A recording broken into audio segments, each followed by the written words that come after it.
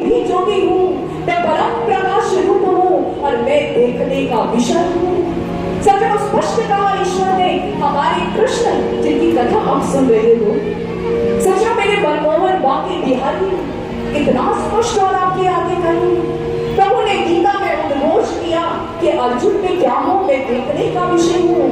पश्यति योगमेश्वरम, भगवान ने कहा भारी चक्षुओं से मैं दिखता नहीं हूँ, तीसरा नेत्र दूंगा अर्जुन और क्या होगा। पश्यति, भगवान ने कही श्रवणति की बात नहीं की। प्रभु ने नहीं कहा मैं केवल मात्र सुनने का विषय हूँ, मेरी कथा कोई सुनेगी। भगवान ने कहा नहीं, मैं दिख पड़ूंगा अर्जुन। जिस समय तुम भीतर की यात्रा करेगा, जिस दिन भीतर की उड़ान भरेगा, मैं यहाँ दिख पड़ूंगा, मैं दिखता हूँ, मेरा दर्शन होता है।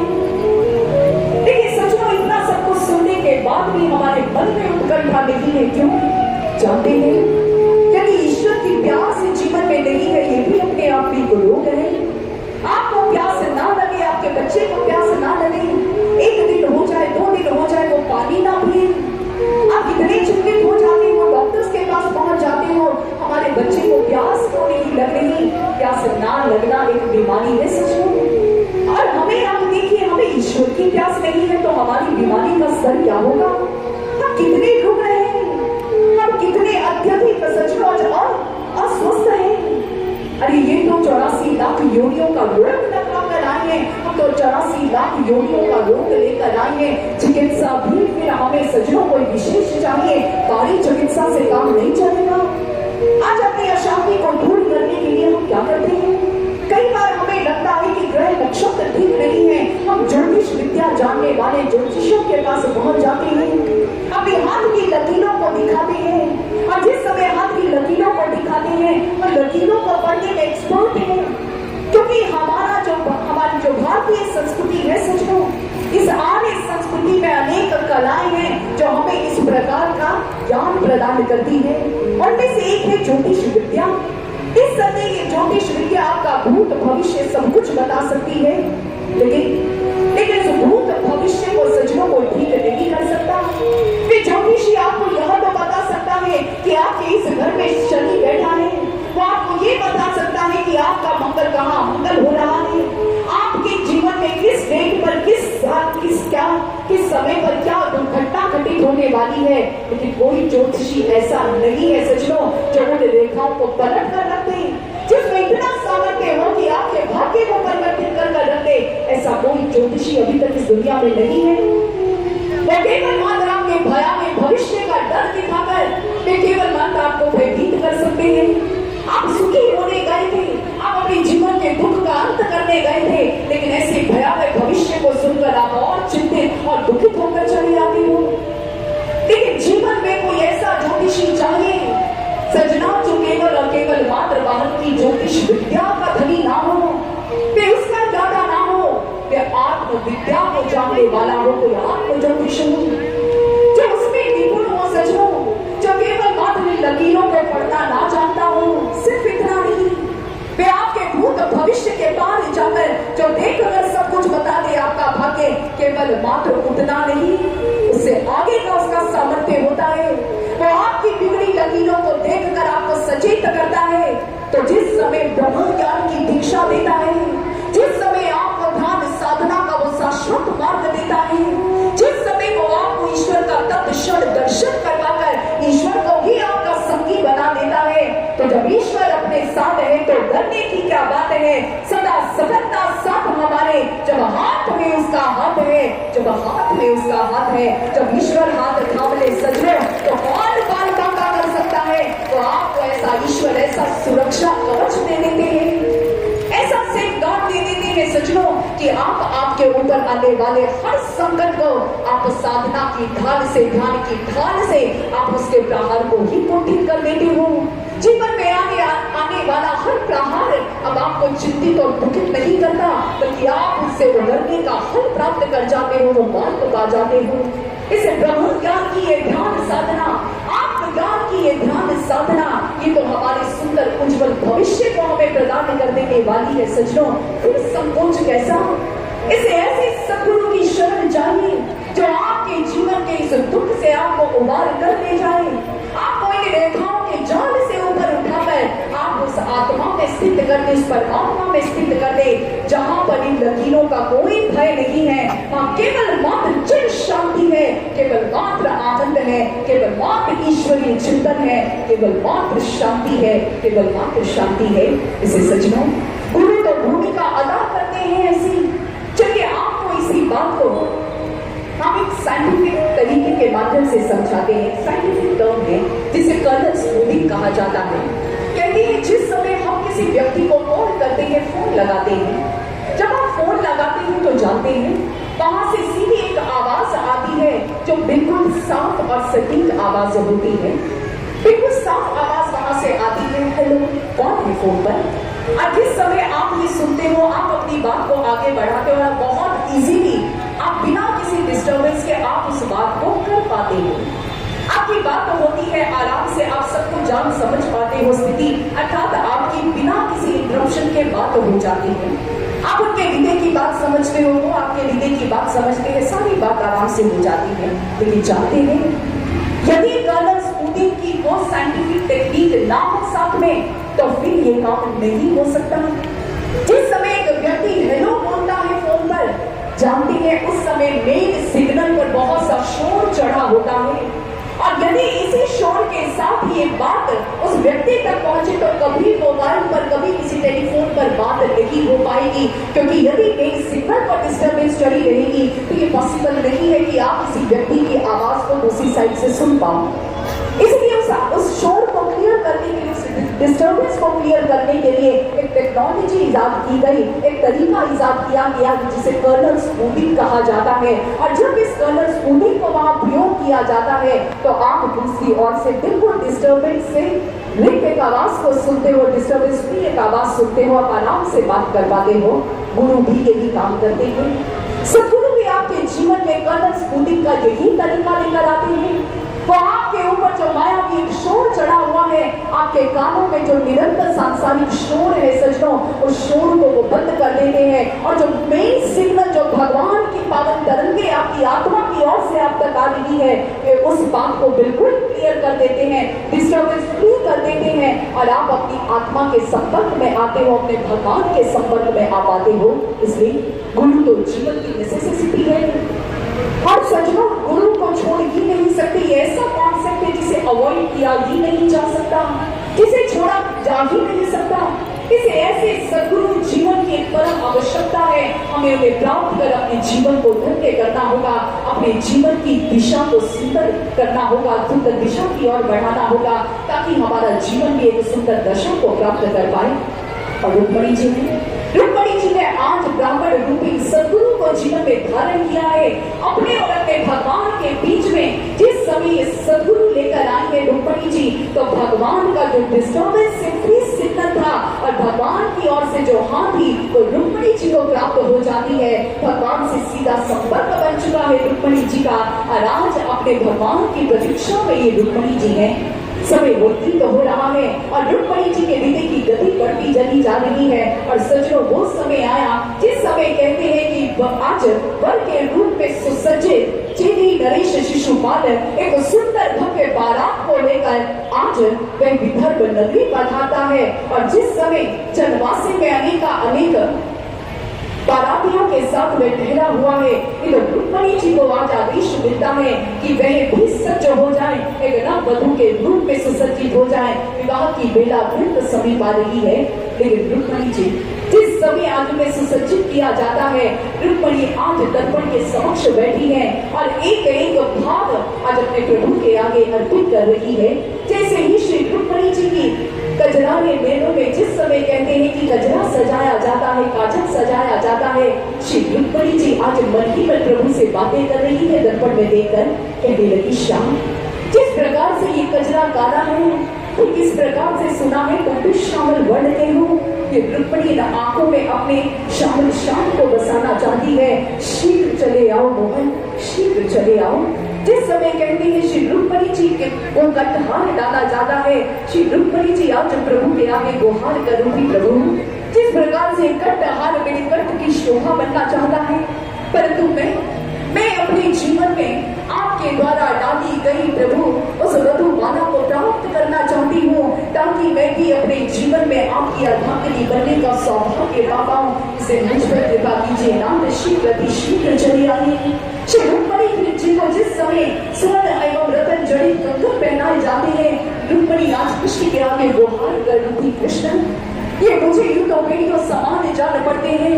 आज मैं चाहती हूँ कि आप मुझे बंधन मुक्त करो, मेरी जीवात्मा को बंधन मुक्त करो और अपने श्री चरणों की सेवा में अपनी अर्धांगिनी के रूप में स्वीकार करो। कि शाम शीघ्र चले आओ, कि शाम शीघ्र चले आओ। और इधर रुक्मिणी जी पल पल प्रभु की प्रतीक्षा कर रही थी, तो प्रभु वहां कहाँ रुकने वाले थे। कहते कि अर्धरात्रि में ही आज प्रभु ने आज्ञा दी है दारू को और आदेश दिया है दारू हमें शीघ्र द्रुत गति से रात्रि भर की ये यात्रा तय करते हुए सुबह सवेरे विदर्भ नगरी पहुंचना है, विदर्भ पहुंचना है। दारुक ने प्रभु की आज्ञा को स्वीकार किया है और कहते हैं अर्धरात्रि में द्रुत गति से रथ को बढ़ा दिया है और प्रभु यात्रा को पूर्ण करते करते अगली प्रातः प्रभु जिस समय विदर्भ नगरी पधारे, अब विवाह की विधियों को पूर्ण करने के लिए श्री रुक्मिणी जी गौरा मंदिर में पधारी है। मां गौरा का आशीर्वाद प्राप्त करने अपनी सखियों से ही आई है। और जिस समय श्री रुक्मिणी जी ने कहते हैं कि मंदिर में प्रवेश किया है, तो वहीं पर भ्राता रुक्मिणी चेती नरेश शिशुपाल जरासंध काल यमन अनेक ऐसे राजाओं का झुंड है जो रुक्मिणी की सेवा के लिए वहां उपस्थित है, जहाँ रुक्मिणी की सुरक्षा के लिए वो उपस्थित है और सभी अत्यंत ही सचेत है कि किसी प्रकार से भी कोई छल कर किसी प्रकार रुक्मिणी का हरण ना कर ले जाए। सभी को हर प्रकार से संशय है कृष्ण पर और शिशुपाल जो है वो कृष्ण को जानता है, रिश्ते नाते में पड़ते हैं उसके, कृष्ण बुआ के पुत्र है उसके। लेकिन आज कहते हैं कृष्ण की भगवत्ता को ना समझने के कारण से एक साधारण ग्वाला, एक साधारण राजा समझ रही है और चाहते हैं कि किसी प्रकार से ये रुक्मिणी कहीं उसके हाथ ना लग जाए। इसे शीघ्र इस विवाह को अत्यंत ही गुप्त रीति से पूर्ण कर लेना चाहता है ये शिशुपाल। लेकिन उसी समय हमारे प्रभु के निश्चय कर आए हैं कि रुक्मिणी का वर्ण कर ही जाएंगे, रुक्मिणी का वर्ण कर जाएंगे। जिस समय माँ के आशीर्वाद को प्राप्त किया है, श्री रुक्मिणी जी ने माँ का पूजन आराधन किया है, मस्तक में अपने मस्तक में कहते हैं कि जिस समय माँ की चरण भूमि को स्थापित किया अर्थात माँ की प्रतिमा में जिस समय उनके समक्ष शीश को झुकाया है, तो उसी समय माँ के कंठ में जो सुंदर पुष्पहार था अगर रुक्मिणी जी के शीश पर आकर टूट कर गिर पड़ा और रुक्मिणी जी को लगा कि माँ ने आशीर्वाद प्रदान कर दिया, आज माँ का आशीष मिला, रुक्मिणी परम प्रसन्न है। उस समय एक सखी दौड़ी आई और कहने लगी, रुक्मिणी जानती हो मैंने दूर से आगे धूल के गुब्बारों को उड़ते देखा है, अरे गति तो होता है द्रुत गति से कोई रथ बढ़ता आ रहा है। श्री रुक्मिणी जी कहने लगी, अवश्य मेरे द्वारिकाधीश आते होंगे। अरे सखी ठीक प्रकार से देख कर आओ, अरे पहचानने का प्रयास करो वो रथ किसका है, अरे रथ पर सजी ध्वजा पताका किसकी है, जरा जांच कर दो आओ, जरा देख कर दो आओ। और कहते हैं जिस समय वे सखी पुनः दौड़ी जाती है, अन्य सखियां भी आप उछल कर देख रही है कि आखिर ये रथ किसका है, तो एक सखी को पहचानते देर ना लगी और रुक्मिणी के पास दौड़ी आई और कहने लगी, रुक्मिणी तुम्हें बधाई हो, मैंने उस पर द्वारिका के चिन्ह को देखा है, अरे सुध्वजा पताका पर द्वारिका नगरी का चिन्ह है, अर्थात द्वारिकाधीश पधार चुके हैं। रुक्मिणी जी अभी आनंदित होने लगी, कहने लगी, मेरी शाम चले आए हैं, हे माँ तुम्हारा कोटि कोटि धन्यवाद, हे माँ तुम्हारा कोटि कोटि धन्यवाद।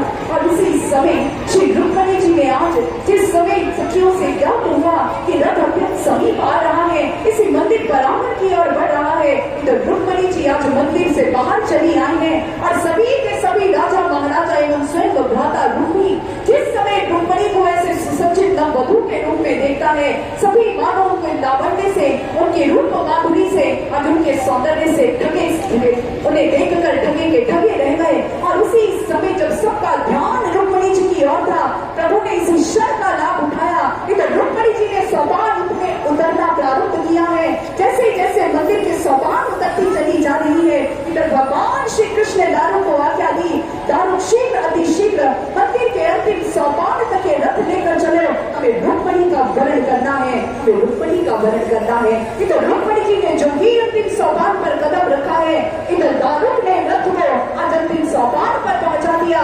भगवान श्री कृष्ण मुस्कुराकर आज अपने हस्त को रुक्मिणी की ओर बढ़ाते हैं और श्री रुक्मिणी जी ने आज उसे स्वीकार किया है और प्रेम भावनाओं को धारण करते हुए अपने हस्त को उठाया और हमारे प्रभु के हाथ में दिया और प्रभु ने आज रुक्मिणी जी को अपने रथ पर धारण कर लिया। दारुक को आज्ञा प्रदान की, दारुक शीघ्र रथ को द्वारिका की ओर लेकर चलो, इसे द्वारिका की ओर लेकर चलो।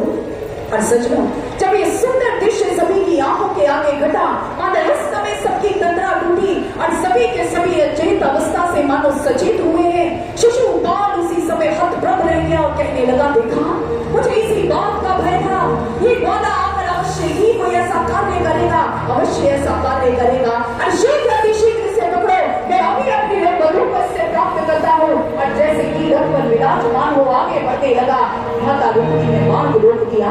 नहीं मित्र, तुम इसके पीछे नहीं, तुम इसका तिरस्कार नहीं, अभी तो मैं स्वयं जाकर इस तिरस्कार का मैं इसका प्रतिरोध करूंगा, मैं अवश्य जाकर प्रतिकार करूंगा। अरे ये ग्वाला अपने आप को क्या चाहता है? अरे द्वारिकाधीश का हुआ है, परंतु आज भी ग्वाले समान जो जाके वृद्धि का इसका भाव था, आज तक वो समाप्त नहीं हो पाया। अरे वस्तु तो कोई चलाए तो समझ आता है, परंतु आज एक वधू का ही हरण कर ले जा रहा है, इसे इसका दंड अवश्य मिलेगा। तुम शांत रहो मित्र, आज इसने केवल मात्र रुक्मिणी का अपमान नहीं किया है, आप सबके समक्ष उसका हरण कर उसका अपमान नहीं, बल्कि हमारे समूचे कुल का अपमान किया है और अपने कुल के अपमान का मैं अवश्य ही प्रतिशोध लूंगा। और उसी समय कहते हैं कि रुक्मिणी रथ पर सुसज्जित होकर कृष्ण रथ का पीछा करने लगा। आज जैसे जैसे कृष्ण के रथ का पीछा कर रहा है, एक समय वो आया जब रथ को समक्ष लाकर खड़ा कर दिया भगवान श्री कृष्ण के रथ के समक्ष। भगवान श्री कृष्ण के रथ को रोकने का प्रयास कर रहा है और जिस समय भगवान श्री कृष्ण ने ऐसा देखा, भगवान क्रोधित होते हैं। रुक्मिणी को बहुत प्रकार से समझाना चाहा कि तुम यदि मन में कहाँ विचार करते हो कि मैंने रुक्मिणी का किसी प्रकार हरण किया है, तो ये रुक्मिणी का हरण नहीं है, अभी तो रुक्मिणी की स्वयं की इच्छा स्वेच्छा है इसकी। और यदि एक समाज में नारी को अपनी इच्छाएं पूर्ण करने का अधिकार नहीं है, तो ऐसे समाज में नारी का फिर क्या सम्मान रहेगा? यह तुम्हारी भगनी है रुक्मिणी। अरे इसके हृदय की भावनाओं को भाना होकर यदि तुम सम्मानित ना करोगे तो भला कौन करेगा? यदि इसके सुख की चिंता तुम्हें इतनी ही सताती है, तो ये रुक्मिणी मेरे संग विवाह कर ही सुखी और आनंदित होना चाहती है, इसलिए इसकी इच्छा का सम्मान करना सीखो। अरे नारी की इच्छाओं का सम्मान करना सीखो और इसे सम्मान देना सीखो। रुक्मिणी, इसे सम्मान देना सीखो, चाहे वो एक भगनी क्यों ना हो, चाहे वो एक माता क्यों ना हो, चाहे जीवन में अर्धांगिनी के रूप में नारी क्यों ना हो, नारी सदैव सम्मान का विषय होती है। उसका अपमान किसी प्रकार भी स्वीकार्य नहीं है, किसी प्रकार स्वीकार्य नहीं है। जैसे ही रुक्मिणी ने ऐसा सुना, क्रोध में भर जाता है। आज प्रभु को शब्द कहे हैं कि बड़ा आया है ग्वाले मुझे उपदेश देने वाला। अरे मेरी बहन को इस प्रकार से तू चुरा कर ले जाए और ये भ्राता खड़ा देखता रह जाए, अरे ये हमारे संपूर्ण कुल का तूने अपमान किया है। आज तुझे रुक्मिणी को यही त्याग कर जाना होगा, अन्यथा आज तुझे मेरे वर को हर प्रकार से आज इसे स्वीकार करना होगा। और जो ही प्रभु पर प्रार्थना करने के लिए आगे बढ़ा, प्रभु क्रोध में आ जाते हैं और उसी समय प्रभु भी आज इसके प्रहार का उत्तर देने के लिए जो ही आगे बढ़े, रुक्मिणी चरणों में गिर जाती है। प्रभु क्षमादान दीजिए, प्रभु मेरे भ्राता को क्षमादान दीजिए। और उस समय प्रभु आज रुक्मिणी जी की ऐसी प्रार्थना पर पसीज जाते हैं और रुक्मिणी का अपमान कर आज उसे वापिस लौटा देते हैं। आज उसके केशों को कुछ काट कर प्रभु ने उसे वापिस लौटा दिया और लज्जित होकर भी वहां से चला जाता है। जिस समय आज एक घटना घटित होती है, प्रभु ने आज रुक्मिणी जी को हर प्रकार से भय मुक्त कर दिया है, तब तो उपरांत उन्हें द्वारिका नगरी लेकर जा रही है। और जिस समय प्रभु का रथ आगे बढ़ रहा था, कहती है उसी समय एक और रथ ने आकर प्रभु का मार्ग रोक दिया। वो रथ किसका था? बलराम जी का, बलदाऊ जी का। कहते हैं बंदाओं को जब याद हुआ कि अर्धरात्रि में ही कन्हैया विदर्भ की ओर बढ़ गए हैं, चिंतित अवस्था में थे, इसीलिए वह भी पीछे पीछे कन्हैया की रक्षा के लिए चले आए हैं। इधर प्रभु का सामना रुक्मी से हुआ था, लेकिन अन्य राजाओं का सामना करने के लिए बंदाओ प्रस्तुत थे।